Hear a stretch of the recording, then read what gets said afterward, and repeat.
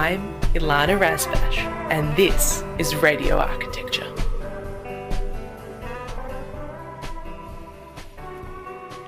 Good evening from beautiful Bunurong country. We are broadcasting to you live from the unceded lands of the Eastern Kulin Nation. Always was, always will be Aboriginal land. As always, you can text us in at the studio on 0493 213 831. We'd love to have you with us and part of the conversation. My guest this evening is Sean Rooney. He is the director of DebTech, an Australian consultancy specialising in project management. DebTech provides project management services to clients in the infrastructure, industrial, property, education, energy and mining markets. With over 30 years of experience in project management, Sean has managed a diverse portfolio of work. His projects have ranged from power generation facilities in the UAE to educational facilities such as school buildings in East Loddon. He has worked both on the client side and the contractor side of major development. Sean specialises in assembling and leading effective project delivery teams and is recognised for his expertise in dispute management and resolution, ensuring that complex projects proceed smoothly and conflicts are resolved efficiently. Welcome to the program, Sean. Good evening. How are you? Very well. It's so great to have another project manager in on the show. It's been a little while since we've had this particular perspective of really, really large teams that we work together on and we work as part of. Yep. And it's really core in bringing a project, bringing a building into existence. Yep. We like to think so. It's all about good teamwork, good communication. And it's very much about good teamwork and building a good team. I mean, that's the thing. The core of it is building a good team. What's the first thing you look for in what makes a good team? Look, it doesn't matter. You know, the thing about it is that you've got to, you often get the pieces that you are given, and so you just got to work with those pieces to make it work. Most of the time you don't get a choice. So you develop that relationship, and it might not be a friendly relationship, but you develop a professional relationship to ensure that everybody's working to that end goal, which is build the project and hopefully come out with a little bit of profit at your end. I mean, we do it for the love of it, of course, but we do actually like to make some money along the way. Exactly. We'll dive into the nitty-gritty of business and your advice and your tips on really bringing effective teams together and keeping these projects on track a bit later in the conversation. But I want to ask you the first question I like to ask all my guests, and that's, what's your earliest memory of a building or place? Building or place? Well, I grew up in the Territory, and my first memory of some fairly basic school buildings, Jingly Primary, and walking to school against along all those buildings at that time in the early 70s, and this was pre-Cyclone Tracy, they were all on stilts because of the storm surges. So there was flooding. The flooding, from cyclones, and they were not attractive, but utilitarian, and they had a cinder block sort of space at the bottom. So there was a single story and then a floor where the house was, and a sort of a cinder block which was the shed, and that shed was there if the cyclone came, and you could go and hide in that shed. Wow! So it was actually for safety. It was for safety in theory, but if you had a storm surge, what did you do? Upstairs, downstairs. And usually you get both from a cyclone, don't you? Yeah, fortunately, Cyclone Tracy only had the wind and the destruction, but that's my first memory of some very ugly buildings, very practical but very ugly buildings. But also very unique and necessary design for that part of the world. Yeah, at the time, yeah. I think obviously it's got a bit more sophisticated nowadays, and they're all built on the ground at a sort of like a good freeboard level, and the roofs are tied down a bit better than they were before Cyclone Tracy, because everything's meant to be tied to the ground, and with the cyclone codes in the north of Australia. But they were pretty pretty practical, and they had to go up quick because the town was expanding. Not that as a young person I actually understood that. You mentioned the name of the town, but where was it located? It was in Darwin. It's a suburb of Darwin called Jingley. Was you sort of had the main part, which everyone may know, and then you sort of has the big airport, which is the RAF base, and then it's sort of built around the side down toward Casuarina Beach. It was you had Nicara and Jingley and Alawa and all these sort of places. And you may wonder how I remember all this. God only knows. But often, a long time ago. I feel people often remember those really formative years. I've heard really amazing things about the public space along the beach. Yeah. Up in Darwin. Do you remember anything of that? So I used to ride to the beach when I was a kid, and sort of ride along the beach. And there's a whole lot of pillboxes from the Second World War that are sort of scattered, and they're probably gone now. But they sort of were sinking into the sand, and you used to go and obviously jump on them and jump off them. But they were it was just a long beach. And in the wet season you couldn't swim in the sea because of the sea wasps. In the summer, in the winter, you could, but you just had to worry about the crocodiles. Saltwater crocodiles. Yeah, there wasn't so many at the time, but now you wouldn't do it. This is a timely conversation as well. We've just had Anzac Day. Yeah. And Darwin was bombed during World War II. Many people forget that. Yeah. How is that in the cultural memory and in the urban memory, memory of the city in Darwin? So at the time, there was the old gun turrets that were used as one of my funny other memories. Was used as a theatre. So they used to have a Shakespeare company up there that would run Shakespeare events within the old gun turret, and so they were massive guns, and the gun was well and truly gone. But it was, if you can imagine that, it was it could seat 200 to 300 people. Wow, that's really big. Yeah, and they're really big guns, so there's remnants like that, but there's nothing particularly still there from the war. I mean, the RAF base was still there. When you drove down further into the Northern Territory, there'd be old airfields, which was where I learned to drive, funnily enough, and way before I was legally allowed to drive. But and they used to have bunkers where they used to place all the planes, obviously, so they wouldn't get bombed, or they could hide them if there was incoming bombs. But they were about the only remnants from the Second World War.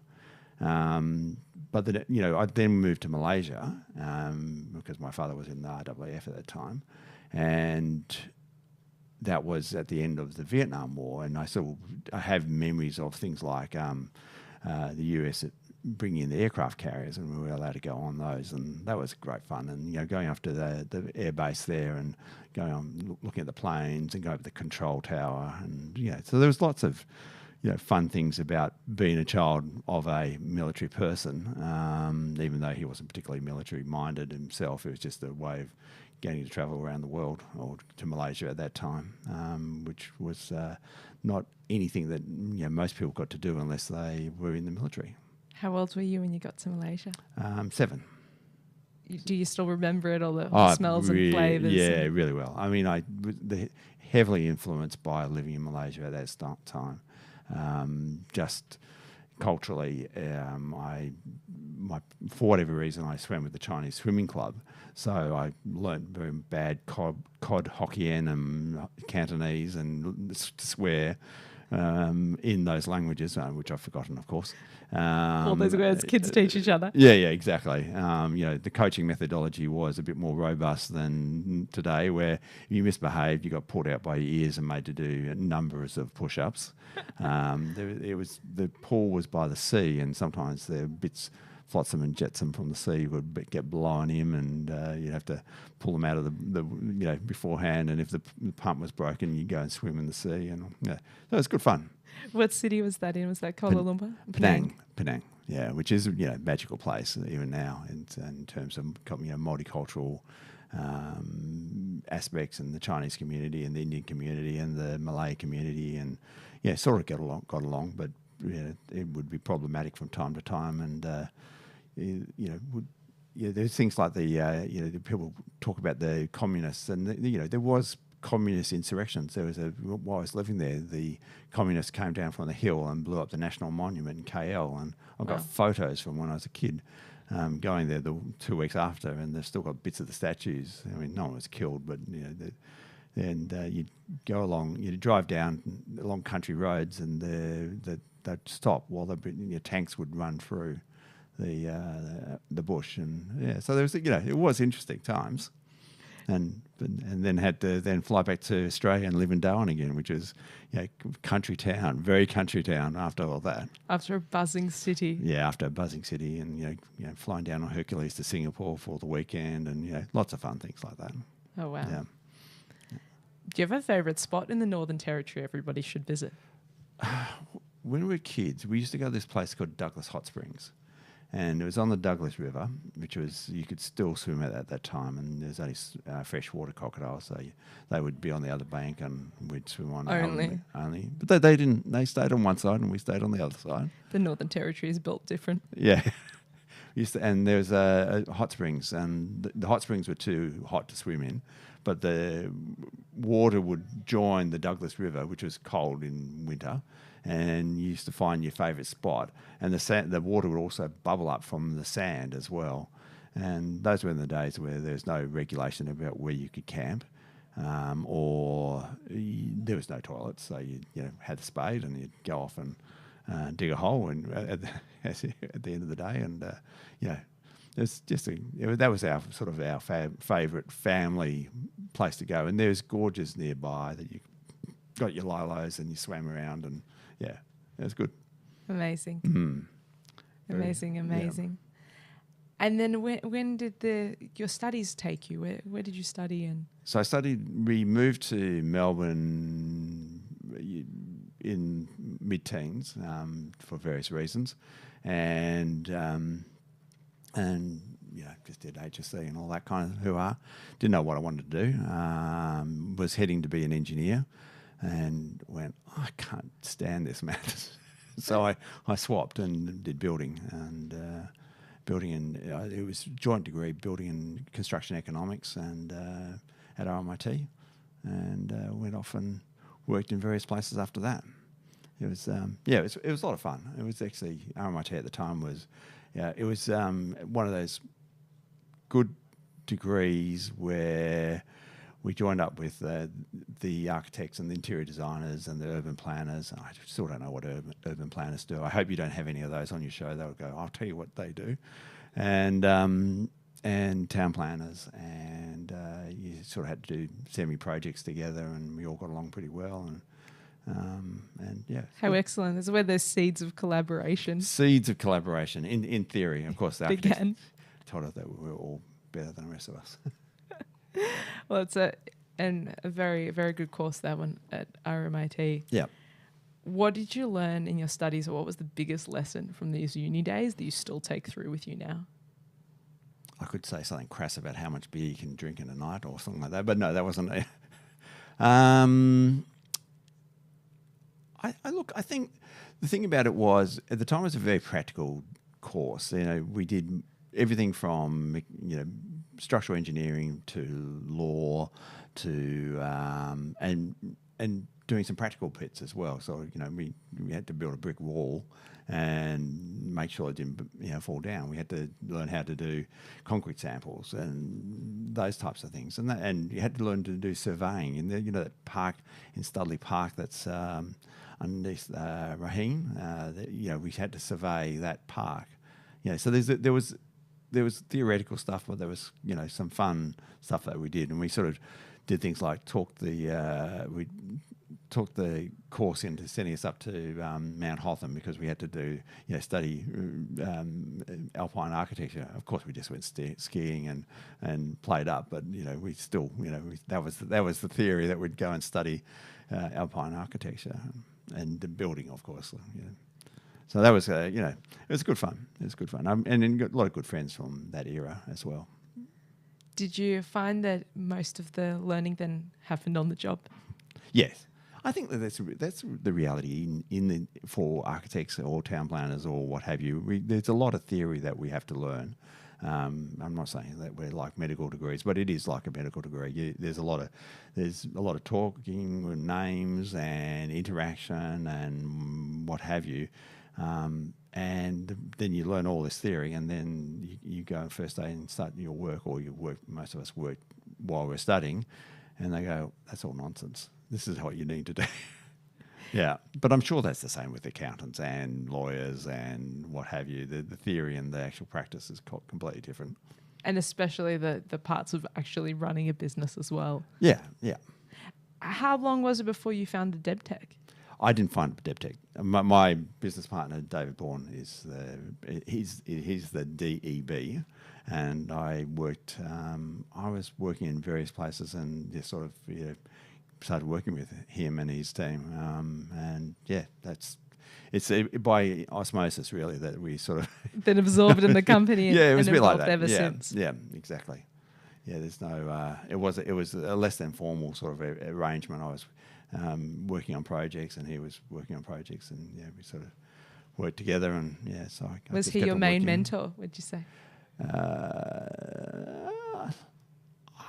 One of many. I think the thing about it is, because at the beginning of it, I was working interstate on projects, and he didn't have a lot of involvement per se, but we'd always talk about from over the course of the project.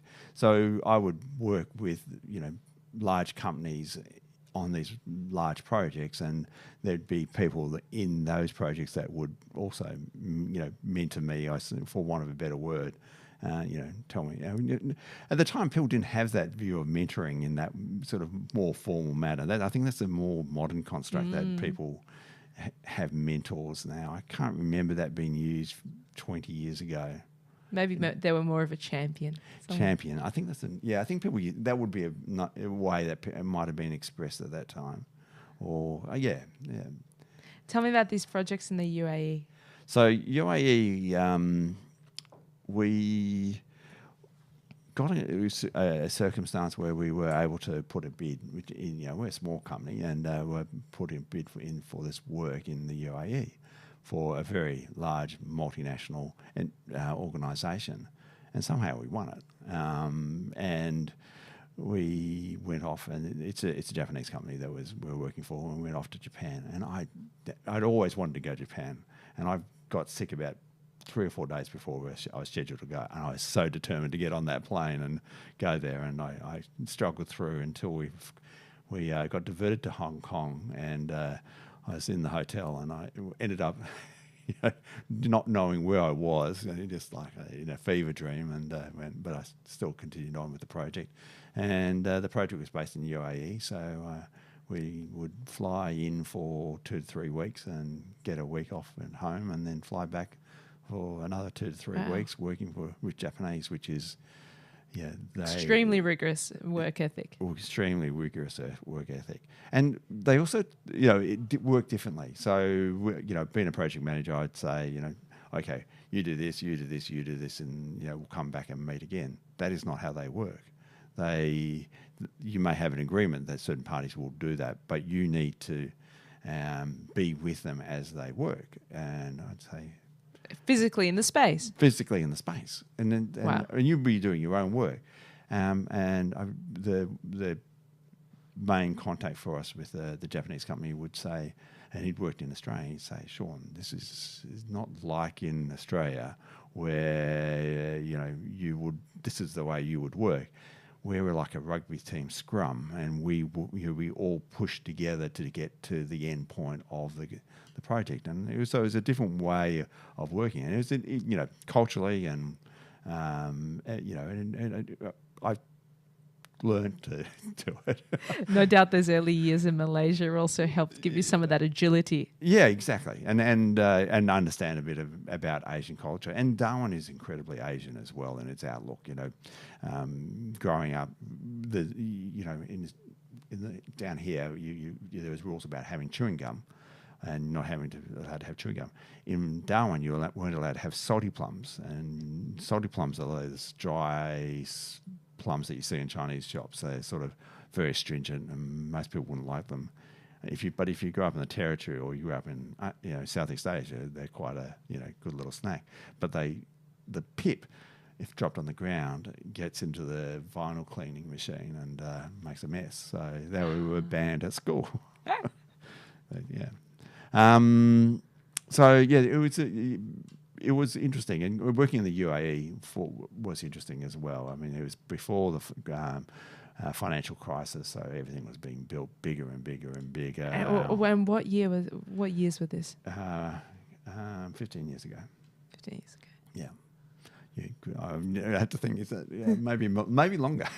Really the sort of golden age of building and construction. Yeah. I mean, in Dubai. I mean, the financial crisis, pre-financial crisis, we all thought we were immortal in terms of, and not, in Australia as well. I mean, we saw the Asian financial crisis, and that happened. We didn't really get impacted, apart from if you had friends who were working there or what have you, and even that seemed to be roll over fairly quickly. But it was pretty interesting in UAE just to see, just the amount of money people were spending on, it was stupid.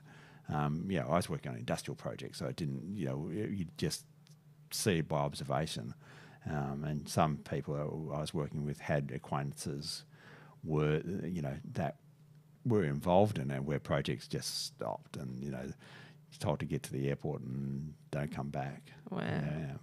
Yeah, but so it definitely was interesting times. And then we would have to go and consult with other Japanese subcontractors, and then we'd have meetings in the basement of that Palm Island, and the famous island that looks like a palm from above. Exactly, and the first bit of land building they did. Atlantis, and I remember talking to a structural engineer, and he said, we're right near a major earthquake zone. I went, yeah, and he said, these things are built on sand. What happens in an earthquake? And he went, sorry, it's a radio, of course, so you can't really see. For the listeners on YouTube can see your hand right now demonstrating. So, and if you imagine a sandcastle on something that is going up and side to side like that, what would happen? And I went, oh, yeah, that's interesting. And I was in a basement having a meeting with this Japanese subcontractor, and I went, I really don't want to be here, just in case. Yeah. Did you experience an earthquake in that time while you were there? I experienced an earthquake in Japan, which was there was a major earthquake on the other side of the island, and I was in a lift going up to about the 20th floor of a hotel room, back to a hotel room on the weekend, and the lift hit the wall, and it was at the floor that I was on, and it went bang, bang, bang, bang. I went, oh, that's a bit weird. Got out, everything was swinging, because everything, of course, is on springs, and it's designed to swing. But it's still quite disconcerting. Got in the room, sat down, and went, oh, I only had 2 beers last night. That can't be that. And I went, oh, it's an earthquake. Yeah, it's that thing they told me might happen. Yeah, exactly. But the next week when we went into the office, the Japanese were like, oh, yeah, it was there. That's normal. That's normal. It's like when you visit in Japan, you get told, just go into the doorway. Just go into the doorway. Or into a strong staircase, but don't close the doors. If you close the doors might get stuck. Yeah. Do remember to leave the doors open before jumping in the doorway. I didn't do any of that. I just sat on the bed and went, oh, this is a bit strange. Yeah, you've travelled in Japan, haven't you? I have. It's a really, really remarkable architecture, and I know a lot of architects are over there right now for the Japan Expo 2025. So. Okay, that's in Osaka? Osaka, at the moment. There's been a huge... architects have descended upon Osaka right now. Which architecturally is not the greatest town in the world. In terms of major buildings there that it's like the little cousin, isn't it, that gets missed between Tokyo and Kyoto. I mean, Osaka's a fun town, but it's just not architecturally that interesting. Yeah, anyway, all of Japan's a absolute wonderland, I say. So listeners, exactly. Put it on your travel list, and I think certainly they should add Darwin now to their travel list as well. Yeah, I've never been back.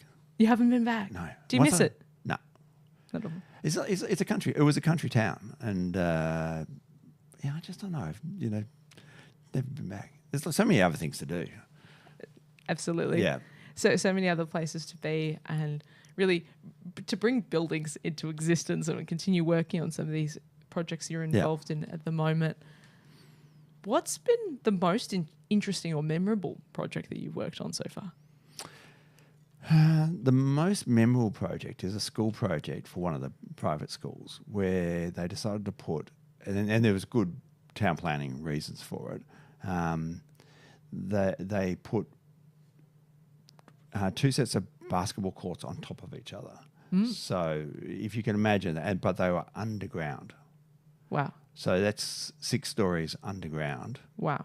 And then another story on top, Wow. which they had a tennis court on top of the 2 sets of basketball courts. And it was all because of space. Fortunately, they had the money to do it. And it was, I think for all of us, and there's a pool on the side. Okay. Yeah. So it's a gigantic hole in the ground. Gigantic hole in the ground. And at the end of it, the architect and the builder put in for awards for the project. And the various people went, so where's the project? It's all underground. But we can't see anything. And most people couldn't get their head around it, so not quite. And including the people who first came to see it. And then it was clean and tidy and not used. But it was such a fun project for the backwards nature of it. Most things you build from top, bottom to top. But this was very much, even though it's bottom to top, we had to think of it the other way around, and how to access. Even how do you do the wayfinding? And we were very concerned that if the fire brigade, even though we'd done all the right things in terms of fire brigade, even people who'd worked on the project the whole of the time it was being built still got lost in going, do I go up here or down here at this location? And if we had to do a fire brigade tour, we would go, well, I'm not sure where we are. And they would say, well, if you're not sure, how will we be sure in terms of an emergency? Anyway, they didn't visit. So, for comparison, listeners, 6 stories below ground is the same as the art centre. Yeah. It's a very, very deep, big hole. It's a big hole. And it was in rock, like the art centre. And so there was a lot of rock to be moved. And we were told by the geotechs that there's going to be this perched water table halfway through. And we designed this basement system to deal with this perched water table. Did we find it? No. No water. No water. So anyway, it's all fine. It's better to be sure. But it's a lot of money was spent because of that perched water table that went missing. And it's amazing. So much effort sometimes goes into projects, and you never know. You never know that it is 6 stories below ground, or it is that deep. Even probably most visitors who'll come for a game or a swim meet. Well, I've taken my son there to swimming, and he didn't appreciate it at all. I said, "What do you think of the building?" "Oh, it's all right." I think the thing about it was a classic. The case of actually doing the building was probably more interesting than the end result, even though the end result is beautiful. It's an amazing pool that looks over to the Yarra Valley and what have you. But the doing of it, because of the complexity of it and because of the nature of having to think about it differently, including the architects having to think about how to design it differently and how to get some semblance of light into the building that is underground to make it not just a dark, rank space, and having to deal with neighbours who didn't want the project at all, and all those types of things that you have to deal with on projects. But it's just all back to front. That was probably one of the more interesting architectural buildings.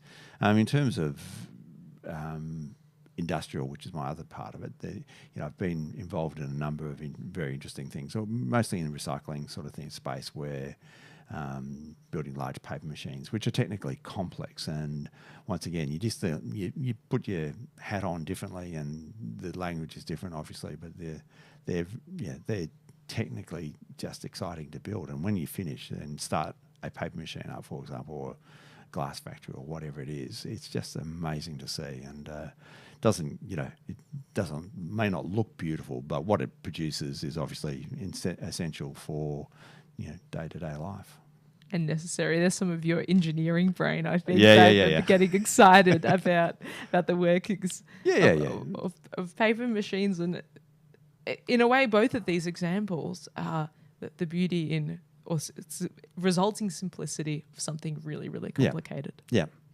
And industrial architecture, it's not as beautiful as things that were built, 150 years ago. But one of the most amazing places I've ever been to around the world is there's a place near Trier in Germany, which is an old steel mill which is just left to rot, and it's now a UNESCO World Heritage Site. And my wife said, I wouldn't mind going here. We're going that part of Germany. I went, this is like a busman's holiday. I don't want to go there. But we walked around it with my, at the time, young son, and it was just amazing to see. And it was so large and so complex, and in its austerity and its sort of the fact that it's semi-falling apart, very beautiful in itself. Wow. Have they restored or repurposed it? Has there been a bit of urban renewal? No, not really. They've just made it safe so that you can... And the town it's in is quite run down and not particularly pleasant, even though the surrounds around the town are very, very nice. But and I think that makes it even more interesting that they haven't tried to do anything particularly with it. And obviously they use it for art installations and things like that. I think there was nothing on at the time we went there, but it was it was great. I think that's one of the more interesting places. If I can remember the name of it. You'll have to find us a picture of it and we'll share it with the listeners on the Instagram follow-up post. I'm really intrigued to see this sculpture, the structure and almost a sculpture. Yeah. In fact, in its next life as this preserved UNESCO heritage list. Well, you look at this building. It uses grid mesh that you use on platforms in an industrial scenario. Yeah, where the station here is in the Roy Doe Pavilion that we're broadcasting out of. Indeed. Yeah. And the fact that you've got all these exposed members, they're very industrial sort of vernacular in terms of, and it's interesting to see how a lot of architects use these industrial, what I would look at it when I've got my industrial hat going. Yes. That's steel work for a platform. Why would you want to use that as a balustrade? But industrial architecture can be quite beautiful. And for me, instantly, I think of the synchrotron. Yeah. The Australian synchrotron opposite Monash University there in Clayton. You probably can't use that much polycarbonate now for fire code reasons, but it's beautiful, minimalist, glowing cube that in a way looks like what's inside. Something mysterious and scientific. Well, it is mysterious. How the God particle and all those things is very mysterious.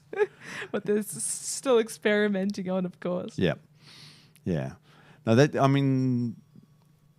industrial architecture or industrial projects, people say they're different. They're not really different. You're just learning a different language, a different set of acronyms, always a different set of acronyms, be it education projects or industrial projects of various types. There's a whole language behind what you're doing. But the reality is, if you're building something, you do have to have some understanding of what they're talking about. But it's not essential, because what you're doing is turning their ideas. There's in industrial projects, there's big engineering firms that do the actual design, but you're trying to organise the procurement that best matches what can be done in Australia. And they'll often, if there's international engineering firms, they sometimes never believe the cost, how expensive it is here. But the skills and things like that. We're very good at certain aspects of construction, but definitely things like there's other aspects where we're not great on because we just don't have the technical skills, because there is just not enough of it that happens. And mining projects are slightly different, but they're just big a lot of the time, apart from gas and gas projects. Have you ever had a situation where you've had to build a machine, build the building around the machine, or usually you build the building in a way that you can get the machine in bits and then assemble it? You generally build the building with the machine at the same time. Yeah. And the reason is that there's certain bits of certain machines that you can't get in if you've totally enclosed the building. Wow. So you have to build it concurrently and plan how that works. So it's like getting the CT into the hospital. Yeah. So it's sometimes some of this stuff you can understand the scale of some of it. It's difficult. You always for board presentations there was how many swimming pools of concrete do we have, and how many how many times around the MCG are we running the cable, or whatever stupid statistic that people wanted. But you got to humanise it. You got to bring it back to a number that people understand, right? And some poor young, engineer has to do that silly calculation to put in the board report or the board papers, and they should have a spreadsheet ready to go for the conversion to swimming pools and MCGs and laps around the earth. Well, you were talking about mentors earlier. I remember one mentor said, you got to build a pack of slides for these presentations, and we'd often try and guess some of those statistical things that they would want. The reality is there would be always something else that somebody would want and go, this would be the most interesting thing that we've got to tell the board. And, there's some rubbish that you'd have to make up because they wouldn't know anyway. Not that we'd do that, of course. What's your best advice for conflict resolution or just getting through a really difficult or frustrated part of a project? Okay, there's sort of two parts. I mean, frustration, I'll do the second one first. Frustration in projects will always happen. Yeah, there's no, and the reality about people in the building industry, we're all, control freaks, most of us are. So we'll all try and have it done our way. So that invariably leads to a frustration. In the building process, you've got multiple subcontractors of multiple skill levels, and whoever's the builder or the construction manager, whatever development, whatever procurement model you're sort of carrying, it will be always on who's the best cost and who's the best time. 80% of the time, you'll sometimes go, that person is not, I've worked with him, they're not very good, I want to move away from them. But the reality is you're dealing with design people who have their views of how things should be done. You're dealing with the builder who has their views. You're dealing with the subcontractors who have their views. And you're trying to make that all work together without everyone blowing a fuse. And you've got the client who just wants it done faster, cheaper, and yesterday, yeah. So, in terms of that, you've just got to work through these problems. There's no magic. I don't think there's any magic to it. You just try and calmly hear everyone's side of the thing and the story, then say, how are we going to progress to make the client's outcome the right thing to do? And, unfortunately, there's disputes, so that's why you have to, a dispute resolution process. So you have to manage that to avoid the dispute resolution process. So that's why I answered the question the opposite way around. So to avoid dispute resolution, avoid it. Any good lawyer will tell you, try and solve the problems before you get even close to court, because getting close to a court is expensive. Be it a security of payment process, or mediation or what have you. They're all expensive. There is no winners. There is rarely in a construction dispute will you, if you go down that road, be the person that has a bag of money at the end. Yeah. It doesn't happen. It's about finding best for project outcomes. Best for project, yeah. Yeah, and people bandy that term around too much in some ways, because it's a way of not actually thinking that, because everyone does have an opposing view of why you shouldn't do it. It's not like when you have a dispute, there is one side that's, or unless the building's fallen down, like Q Rex Center or something like that, where there's a definitive party that's done the wrong thing, and even that there is multiple parties that were fed into that. From the court will almost always find concurrent wrongdoers. Yeah. That's hence the Wrongs Act. They join all these people together, and then you'll have to go and defend yourself. So I sort of lost myself, as one does when you get into a complex. It's certainly also. I found one part is also trust, to avoid that frustration or to manage that frustration. Trust is so important, but also communicating and having good relationships to unite people around the common idea. Yeah. So that they're on board with the idea, they're on board with the plan and what you're doing. So when it actually comes to making the decision against the best for project outcome, we're trying to find that one forward.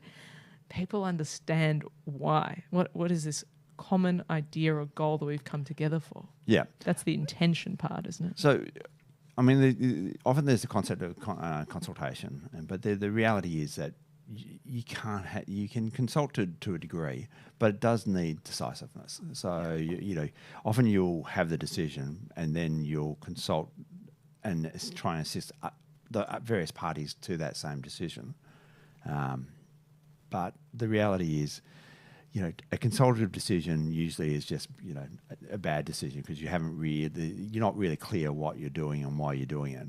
So there is an element of being a dictator about this, unfortunately, from time to time. Perhaps that's when those moments get left to too late in projects, and how important it is to actually do early consultation. Yeah. So people can feel that they've been heard early on, and you can do the things that are okay to co-design and do those bits together.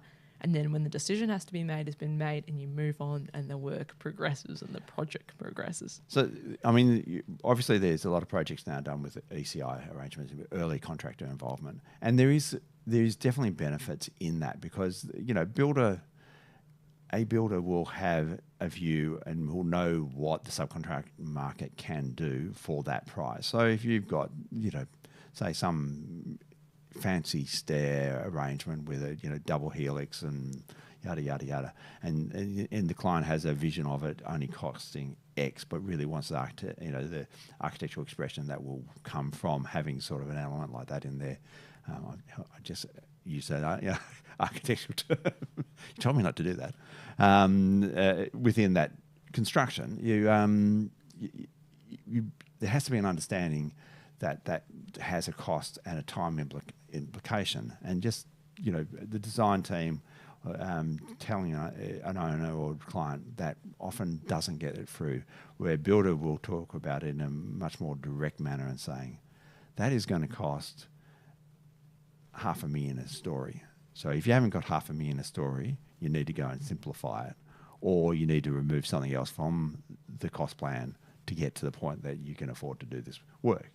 And that, you know, there is some benefits to ECI, but then, you know, if everything was designed by builders or engineers, there'd just be square boxes with a lift and a very boring stair. You've raised my favourite topic about procurement, and it's not the amazing thing about ECIs, or helpful things about ECIs, is you bring the builder into the room early, right? And they can innovate and they can offer prefab ideas, as you say. They can give us, you know, benchmarks, robust benchmarks and costs against the market. And you can get a better way forward, especially as we've had in some recent years where tendering might have been too expensive, or how are you even going to get enough builders interested to be involved? But I have a question for you from all your experience, and I have listeners will know that I have asked others this before, and it's a favourite little interesting question of mine.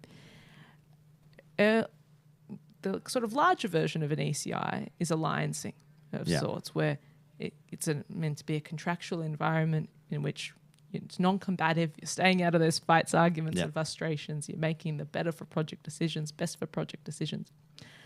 I want to know, what is stopping us from using alliancing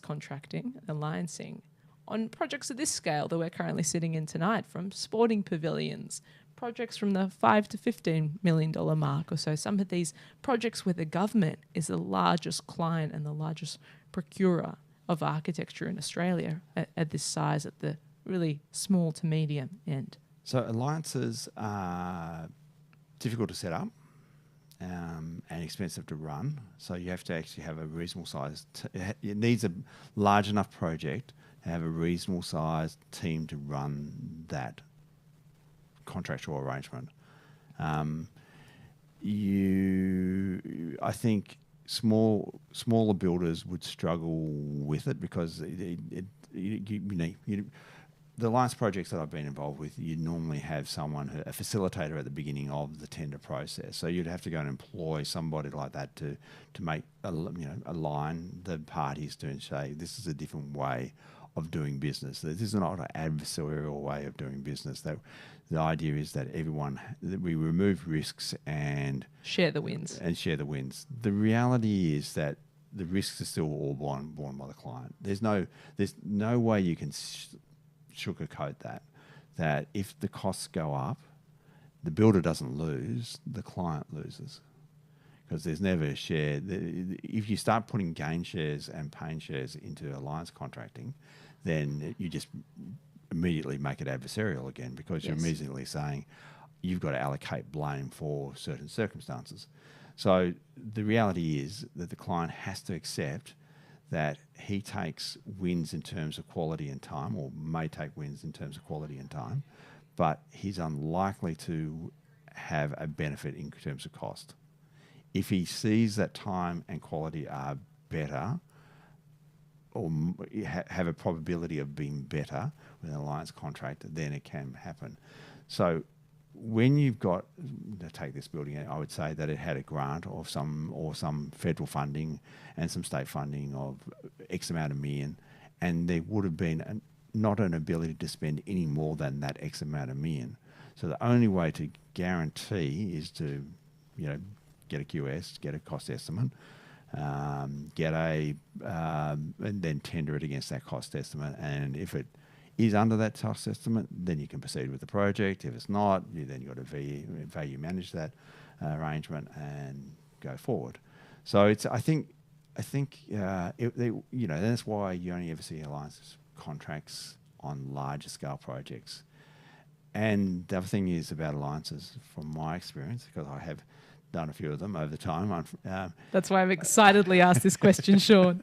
And I'm probably boring everyone about the answer. Is that there's no guarantee about disputes as well. I've unfortunately had to dismiss contractors on alliance contractors, or been involved in the dismissal, not me solely, because of non-performance. So it's not a guarantee. And there's some infamous construction contracts at the moment in the Victorian government sector that are under alliance contracts where the costs are blown out incredibly. So it's really both the cost control that becomes a barrier, and some of those legal contractual relationships. Yeah. So it's not actually in the architecture or in the procurement model so much. I mean, it's because they're normally done on large civil projects in the state, or large infrastructure projects. The architecture is not secondary, but it's the engineering is the main driver of the outcome. So, or Hamer Hall, for example, or the National Museum of Australia, both remarkable projects and that quality, stunning outcomes. Yeah. But they're still, the Hamer Hall is obviously an infrastructure project with a very pretty hat on top, because that was a mighty hole in the ground with, next to a river, which is not where you normally do big holes in the ground. So it's seriously engineering prospect to do that. That's the reality is no contractor would have taken the risk of digging a 60-metre hole in the ground next to a river with that type of mud, and said, I'm going to do that on a lump sum basis. Or if they did do it, they would do it with a huge risk factor added to it. So that's where alliance is, that it has some benefit, because the risk that a lump sum contractor would take to become a lump sum in that scenario is huge, and they would price accordingly for that. Even back when Hamer Hall was built, they would still have priced accordingly, I'm sure. That's an excellently informative response, Sean. Thank you so much. That sounded like a lecture, didn't I? No, you were satisfying my curiosity in the question, and my curiosity continues to evolve in that, are there then hybrid opportunities? Do you think new procurement models, that it could be a combination of the best features of alliancing and the successful features of an ECI could come together, where we remove some of this kind of quality issues that occur with D&C, or design and construct, design, novate, construct? See, design and construct can be very successful. I'm not against that model. I mean, I think everything is, you've got to measure what is the primary project outcome. And, obviously there's, you go up Lycon Street in Brunswick, and there's a million things wrong with the design and construct model up that road, because they're all done on the basis of, I've got to get 280,000 per unit, construct cost, and so how are we going to do it? And that's obviously where design and construct can go badly. If you are mature in terms of how you run that D&C process and actually say, well, what are important in terms of the design, and we will design that to a very high degree, but the things that are not important to that design we'll leave to the builder. So, for example, the post-tension slab, well, and the piling, leave that to the builder. They're going to do it more efficiently, or their subcontractors, than Joe Blow, the engineer, who will definitely do it to the code, but because they only do that as one part of the structure, their structural engineering practice, they will freely admit that a D&C piling specialist will be much more efficient and get everything out of design that they possibly can.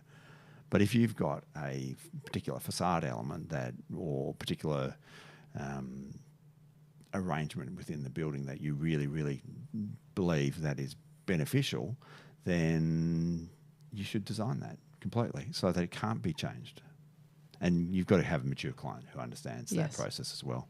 And the right team guiding and supporting and driving the project, and the right engagement early. Yeah. And that's in choosing an ECI contractor, or D&C contractor, that's part of the skill of the procurement process, is making sure that your tender list includes people that are going to meet your outcome, not just some random Google search, or your mates told you that this builder is a great builder, or what have you, that and you've seen they've got the runs on the board, or if they're a younger building set, that they have people within their team with the maturity to actually have the contacts within the subcontractor market, or have the ability to have a good foreman and all those good things that are intangible in some ways. But you do your research. You don't just wildly go and say. And similarly with an alliance model, you don't go and choose an alliance partner with a contractor who's never really contemplated to do it, because that's just going to end in disaster. So you actually you have to be mature in not just saying this is the model that I want to run, but you've got to make sure that you've got sub-consultants that understand what they're doing, that are happy to be novated to a builder, that you've got a builder who actually has a design manager on board who is able to do it, and not just going, but you must do it by this time. You've got to have someone positive and collaborative. Yeah, well, it is. Whether it's a D&C, alliance, lump sum, you need collaboration. None of us know it all. That's the scary thing, is when people pretend that they do know it all. Yes. And unfortunately, we all work with people who are like that, and you go, well, no one knows it all. Exactly. Yeah. Exactly right. So important, those two real personal pillars for me, procurement and intention. Yeah. And if you can get both of those right, that's really results in great architecture. Yeah. I want to ask you, in terms of future outlook and projection, where do you think our construction industry is going in Australia? And particularly, I think the question on everybody's mind at the moment is, how are we going to get ahead of this quality issue? And we've talked a little bit about it tonight, but how do we get ahead and resolve some of the extensive quality issues we're having in the construction industry? So the quality issue is an interesting thing, because if you went and bought a car and you didn't like the look of, you drive it around the block and you read the reviews and you do all those things, you wouldn't buy the car if it didn't have the quality and didn't have the mileage on the ground. But some of the most, obviously the housing market is the one where this is. Particularly multi-res construction, yeah. Particularly multi-res, even the volume builders. Volume builders. And even if you go and buy a house for the first time, chances are you'll look at it twice for 15 minutes and it's the most important financial decision you have in your life. And you'll if you buy a washing machine, you'll read your Research Choice and the 20 other different websites, but you're happy to go and buy a house or on what a paradox, huh? Yeah, what a paradox. And that's why the volume builders, the bad multi-res, because there is good multi-res builders and developers out there, get away with it. So it needs the market to say, we're not going to buy this Stuff anymore. We're not going to buy this stuff. We're not going to, because it's not like they're not making a profit out of it. Yeah, they are. They're making a very big profit, and the owners are suffering, aren't they? Yeah.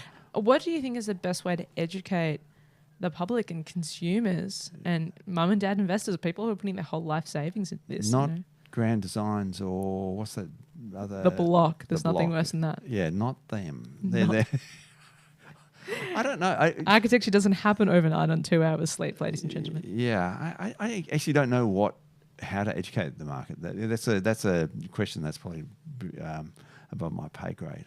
I think, it's like everyone. You've got to actually research and pretend that you're not the expert. And maybe if you are going to buy a house, be it a volume builder or a multi-story, that you need to go and talk to people who are experts in it and say... Go and speak to an architect from day one. Go and speak to an architect, go and speak to another builder, go and speak to a town planner, and any of those will go, well, that developer has done that job. None of them are good. So why would you go and buy off that developer? Yeah. Where if you go to other developers, they're 90% of their... No developer has a 100% hit rate. But Mr. Avocado Man included. I can't remember. But they if they have reasonable design intent, they have you can see that they've chosen quality builders and quality delivery teams. You've got half a chance that you'll actually buy something that's decent. I do have a little bit of hope that's coming out of the market created and altered in the northern suburbs of Melbourne by the Nightingale model. Yeah. And that's actually shifting desire in the market. Fewer people are buying the leaky dog boxes and mouldy ones, and everyone's really wanting to get into and invest and purchase those projects. And slowly we're seeing it drift through in some developments in South Melbourne. More are popping up now. But I'd love to see it come out to this part of town. How about the southeastern suburbs? How about the eastern suburbs? How about some of that almost towards even the rural urban fringe? I think there's projects like it, not Nightingale, not many projects. I mean, the reality is they're still relatively cashed up projects. Yes. And, not everyone can afford Kennedy Nolan or Claire Cousins to be architects, and so they do have money to burn on. They're still in market rate. Sorry, they're not affordable housing for sure. They still come in at that market rate. But I think their whole position value is that it's exceptionally better quality than where quality to dollar. Yeah, you're getting a far better outcome. Yeah, and there's sacrifices if you do live in one of those things. Yes. You've got to accept that you don't have your own laundry, you don't have a car park. I think you don't have a ceiling. Yeah, that's a design intent. Yeah. That's that intent piece coming back through. Yeah, I mean, and I don't think all of them are good, but they're definitely, all of them have had a go at making interesting design, and it'll be interesting to see how these more livable housing guidelines and how that starts to shift and change, and whether that can assist in hopefully beginning to influence the market a bit more. Yeah, well, that's it. The whole thing about those guidelines. I mean, some of it is not dictatorial enough, but some of it is dictatorial in the wrong place. And I have a thing about balconies. I think balconies are a complete waste of time. They just become secondary story areas and look untidy on buildings, where if you developed within an urban designed multi-res, you'd be like Europe, and then you'd look inwards for real public spaces which are really usable for all residents. But in Australia, we like to have this thing that this is my space, so I want to store my old barbecue on my old bike and a bit of doing, dirty laundry and et cetera, and it just makes everything all untidy. So I think, and they're expensive to build as well. And waterproof. And they cause problems. So difficult for accessibility. Yeah. So balconies I'd get rid of on all, but I know that's not a popular move. Especially as the humidity seems to be moving further south and south towards us in Melbourne. Well, I'm mindful of the time, so I'll ask my last question, and that's, what gives you hope? What gives me hope? Well, what gives me hope is that people are interested in good design, and I think, and good outcomes. And I think, when we've seen like the Sydney Road Brunswick and Lygon Street Brunswick and how bad those outcomes can be, or, some of it was good intent in increasing density, that I think that, that people are now knowing that's not what to do, but we do have an understanding that we need to increase in density, and that will drive people to, do better things. So I think knowledge is, the way to go in getting a good outcome. Here. Thank you so much, Sean. So much good advice for us. So much excellent insight. Really appreciate you joining me on the program. I'm glad there's no text messages with difficult questions. Thanks for joining me for another evening of Radio Architecture with Ilana Razbash. This live show was broadcast and recorded in the Radio Karim studio on Bunurong Country. You can replay the show wherever you get your podcasts. Thanks for tuning in and supporting community radio. Take care. Hi, this is Van Walk from Hexham Heads, and you're listening to Radio Karim.